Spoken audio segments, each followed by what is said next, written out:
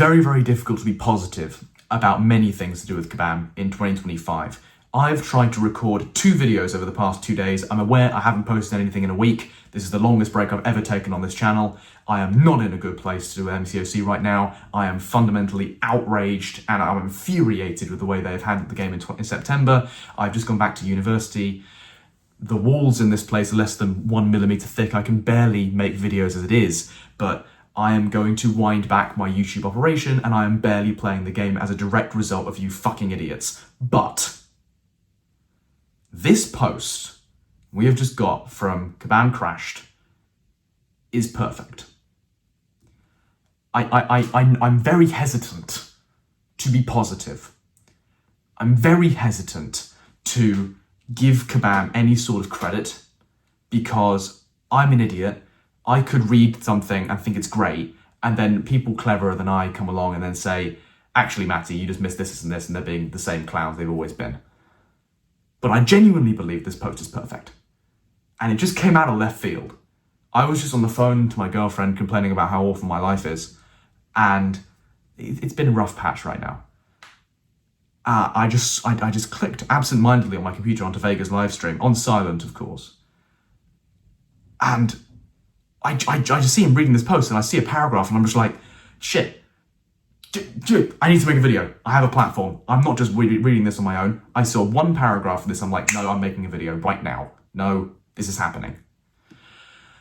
Because this post is probably the most honest and the most transparent and comprehensive and clear analysis of how we have got to the state of monetization MCOC and how we've gone from like when MCOC first came out to now, the economics behind that, the behavior of players, and essentially just why we're here and what their plan is for the future. And I want to help. I have some ideas for first appearance champions, and I genuinely think, they say they don't think this is going to be revolutionary, they're just trying it. I think this could be revolutionary. I think you've landed on something. When I watched a little bit of the live stream, I saw that it was just cosmetic, and they're trying to sell something other than power, and I just thought, hang on, a little bit of power. I'll get onto that idea later, but for now, let's go through this post, let's talk about why I think it's so good, and guys, look, if you're still upset, I'm still upset, okay? Don't come at me in the comments saying, you've just gone Kabam shill, Matty's fallen for it, why the fuck are you giving these guys any credit? I'm still upset about Spider-Woman, they haven't fixed the AI, they haven't fixed the bugs. I know. Please, tell me all the grievances you want. I'm focusing on this post, and I'm trying to help. I haven't posted a video in a week, and I don't intend to post very many more in the near future. This game's a mess. Posts like this are necessary to fix that. The road back to securing trust, the trust of the community, is long, and it involves many, many more posts like this. I want to get that absolutely down. I give them no credit for how they have acted in September, and I give them no credit for how they've acted, to be honest, for the rest of this year. I think it's been a joke. I think Perky did about as good a job as he could on today's live stream. Of course, they have not fixed everything. It would be great if they could. I know the road to redemption is long for this game. It's not dead, but an awful lot of people are not happy. I am not happy. But I failed to make 2 videos because at the end of them I got visibly upset. Like, I actually became upset, very upset on camera, and I was like, okay, I can't. Because it's a big deal. As Seaton said in one of his videos, like, for many players, if you're getting to the end of your tether with this game, that's not a breakup, that's a divorce. That's what it is for me. That's a divorce. And I was trying to talk about that very honestly in my videos. I tried to record one earlier today, I tried to record one yesterday, and I actually teared up on camera. I'm just like, okay, Matty, stop. Stop. Just let it go. But here we are. So the details of this post. are basically talking about where Kabam made their money and how we've got to the level of monetization that we're at today. And it talks about a thing called baseline. So baseline is revives, health potions, boosts, things like that. Stuff you need to complete content like Act content, Alliance Quest, and Alliance War. And Crashed accurately makes an accurate account of how Act content used to feel like, how punishing it was to people's wallets and revive stashes, and how Alliance Wars and Alliance Quest used to feel to a lot of players. Alliance Quest used to be top-end game content. Now it's a walk in the park. Alliance War used to be who can complete the damn thing. Now it's who dies the least, and some people barely die. Sweden never dies. You know, you look at these guys, you know, I just don't have the hacks for it, but there are people who are going hundreds of fights without a death. That's fucking insane, like I just say. And no one can refute that the way that Kabam have made money has changed over the years. So Kabam Crash comes down and says, look, it used to be people spent an awful lot of money on this because that was the way we tuned content. Now we make less than 20% of revenue from baseline. Completely makes sense. That makes a lot of sense. And he attributes this to people getting better. He fails to acknowledge power creep in champion design. I believe the main reason most endgame players can solo the Act 5 Ultron boss with any 4-star is because most 4-stars are actually pretty busted nowadays. And back when that fight first came out, you were really struggling for good options. However, now, basically anybody would say, all right, I want Bastion, and they just fucking melt it, right? That's the nature of the game now. He does not acknowledge this, but that's a tiny criticism. Champions got better.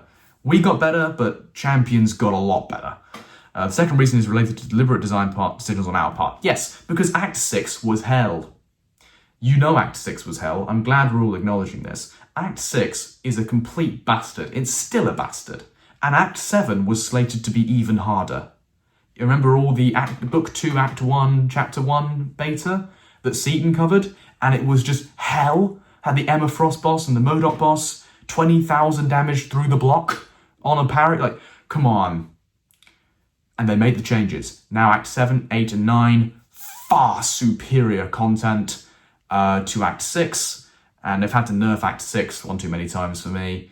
And they plan to do it again. But I understand that people are not spending as much money on consumables. I totally get that. To put it bluntly, I am immortal. I hate to say it, I am immortal. I am your average free-to-play player. There is no bit of content that can hold me, right? You know, he says here, imagine how impossibly difficult Act 9 would have to be in order for it to be as hard as Act 6 when it was released. I cannot even conceive of such content, right? My item stash right now is a joke. And I have 400 4-hour Valiant crystals saved up that are even more of a joke. And I have 10,000 units because unit acquisition has become a lot easier. I am unkillable. Most people watching this, let's be honest, are better than me and are also unkillable. The amount of shit you would need to put down to make MSD sweat. Like what? A Do You Bleed Sentinel is basically it.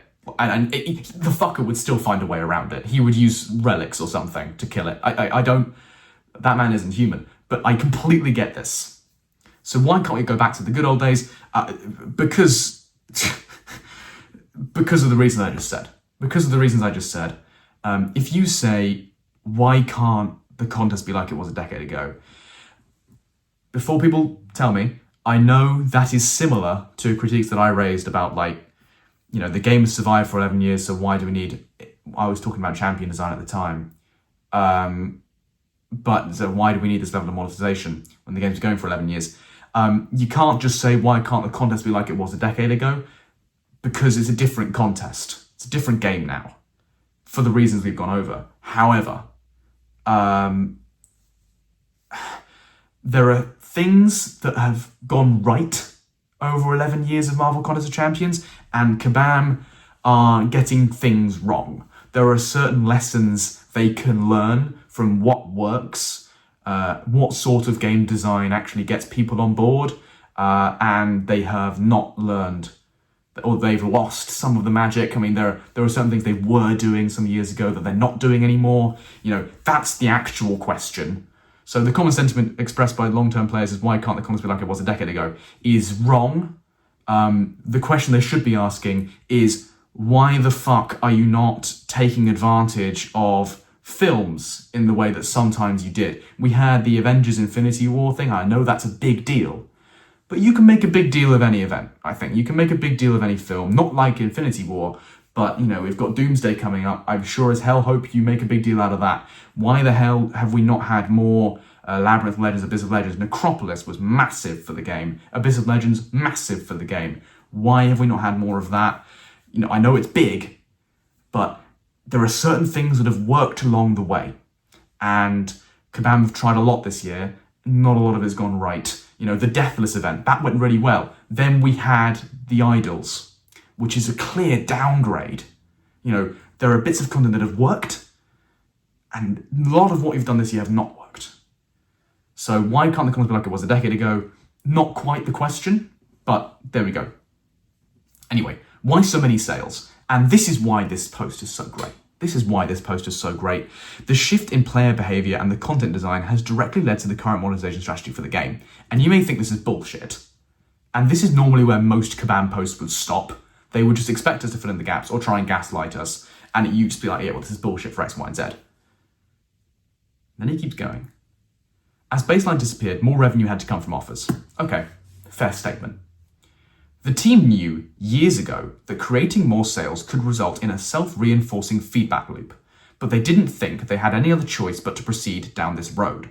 So as the team added more sales, players were trained to save their money and units for sales, which resulted in further decreases in baseline, which resulted in more sales, because players only spent on sales. Their perception of the value of resources also shifted, meaning we had to continually offer more for less, leading to more aggressive sales. As players saved for units and free unit sources increased, average unit balances began to increase substantially, which led to inflation and more expensive sales. 10 out of 10. A-level economics, 25 out of 25 essay question, A star. No notes. So you do know what you're talking about. Sometimes I forget that, but you do. Strange, given everything we've had this year. No notes. Okay, here's what I'm going to pick up on. They didn't think they had any other choice but to proceed down this road. So we know this road doesn't work. We know that what this road does. It gets you to the end of the road. When inflation goes too high, when sales go too high, you know people get tired of it. And that's where we're at right now. So what's the plan? Literally the next segment. We do not want to be in this situation any more than players do. Great. There isn't a member of the dev team who wouldn't love Alliance Quest to pay our salaries by just existing, but that world is gone. Okay, so we don't want to be in this situation, but we can't go back. We need to go forward. We need to think of a new way of monetization. And they have first appearance champions. This works.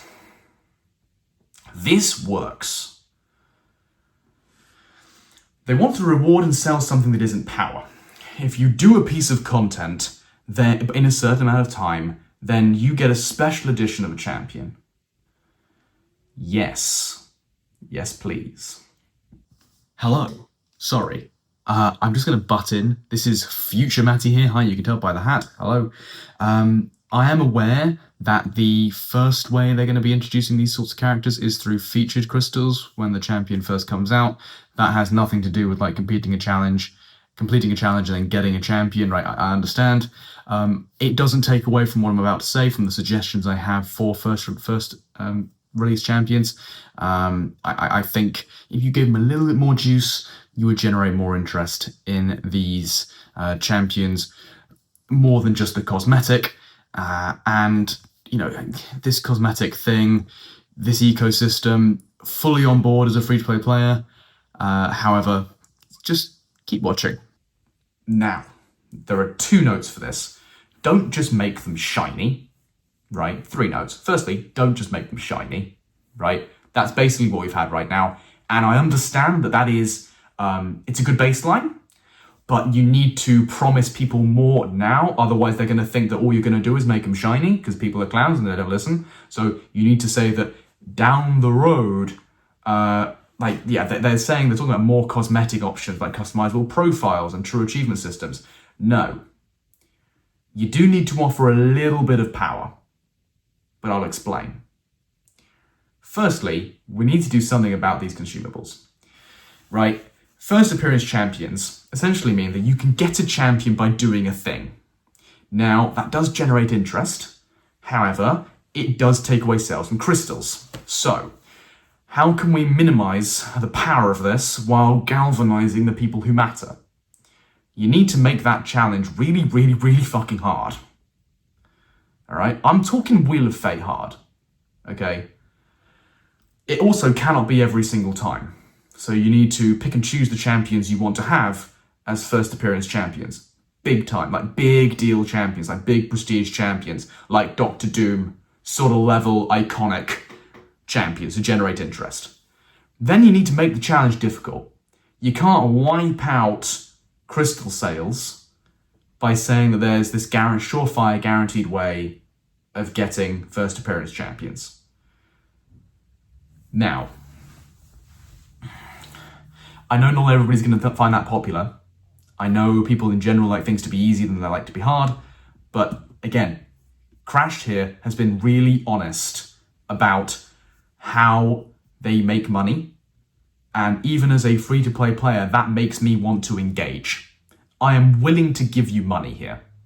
So I am willing to take you seriously here and say, you need to make money. This is how you're going to make money. Make this hard. Test me. I am immortal. Make me mortal. Give me Do You Bleed Sentinel. Or do something dumb. Do an Act 6 quest with 3 stars. Open up Act 8 or something to 3 stars just for the month. Have us do that. Make it insane. Right? Make it insane and then add in a little bit of power. The champions come through the ordinary rotation. They go to the Titan, they go to the basic pool. Okay? I get that. Pre-release, CCP get them. Arenas, Titan, Crystal. I know. Make the first appearance champion more than just shiny. Give them a little something. Give them, you know how most awakened abilities nowadays have multiple lines of abilities? Save one of them for first appearance. Save one of them for first appearance. This is going to do a few things. The first thing it's going to do is take pressure off your sales. So that's really going to help ease the atmosphere right now. Whenever people see a big sale, they get really monumentally pissed off. Right? Really monumentally pissed off. Second thing it's going to do is it's going to generate interest in the game again. Right now, interest, all-time low. All-time low. Right? Got to fix that. Third thing, it's going to help your consumables, if you do it right. It's going to help your consumables. And hopefully, number 4 is if people like your game, they get tricked into spending. People are stubborn, right? People don't like being forced to spend. That's what we have right now. In order to survive in Marvel Contest of Champions, you need to spend, and increasingly, you need to spend a lot of money, right? Especially, you can see this with events like the July 4th sale. To get those big rewards, you spend a lot. The Idol program, you need to spend to get those 7 stars compared to the Deathless program where it was all in challenges. Right? So hopefully, if people enjoy your game, they choose to spend. That's the end game for this. If you generate engagement, if people get a sense of achievement for playing and engaging with your game, they'll spend out of their own pocket, not because you told them to. Off their own back, rather. It's always out of their pocket, but off their own back. I'm overwhelmingly positive about this, but you need to do this right. You need to do this right, and I'm worried you're not going to do it right. I'm worried you're not going to do it right. I worry you're going to make the champions shiny, and then move on, and then say, oh, well, people didn't like it when they were shiny, and then they're going to fuck it. No. Do it properly. I've got my eye on you. And that is just about all I have for you today. That was a good take. 18 minutes, good take. If you have made it this far, then congratulations. You do have an attention span.